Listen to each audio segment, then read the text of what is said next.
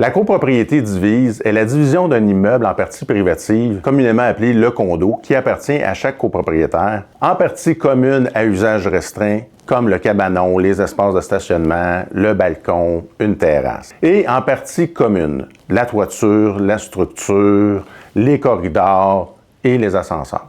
Administré collectivement par un syndicat des copropriétaires qui est une personne morale. Ce syndicat a pour mission d'assurer la conservation de l'immeuble, la gestion des finances et le respect des règles de la copropriété qui sont élaborées dans une convention ou déclaration de copropriété. Adoptée en 2019, la loi 16 est venue renforcer le cadre juridique de la copropriété divise afin d'assurer une meilleure protection du bâtiment et des copropriétaires. Elle impose notamment au syndicat des copropriétaires de tenir un carnet d'entretien détaillé de l'état de l'immeuble et les travaux à prévoir. La loi exige aussi la réalisation périodique d'une étude du fonds de prévoyance afin de s'assurer que les sommes mises de côté sont suffisantes pour couvrir les réparations majeures et le remplacement des parties communes.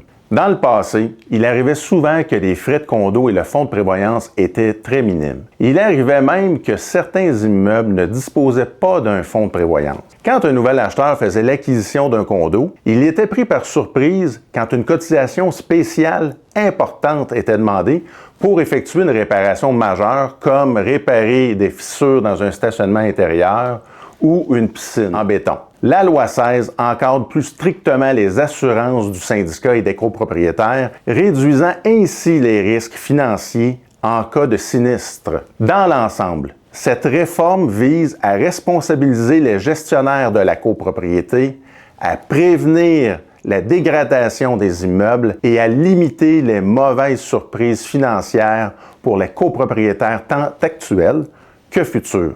De plus, l'OASIC, qui est l'organisme d'autoréglementation du courtage immobilier du Québec, a créé des formulaires spécifiques pour des transactions impliquant des copropriétés, notamment la PAD, la PAD, qui est la promesse d'achat pour copropriété divise, et le formulaire DRCOP, qui est la demande de renseignement au syndicat des copropriétaires. Il est encore recommandé pour les courtiers immobiliers de faire compléter ce document, même si la loi 16 stipule obligatoirement que le syndicat de la copropriété doit fournir à tout nouvel acheteur potentiel un document officiel décrivant l'état actuel de la copropriété. Toujours selon la loi 16, un délai minimum de 15 jours doit être accordé au syndicat pour fournir ce document. Beaucoup d'autres documents doivent aussi être rendus disponibles à tout nouvel acheteur potentiel qui dépose une promesse d'achat. Si vous pensez à vendre,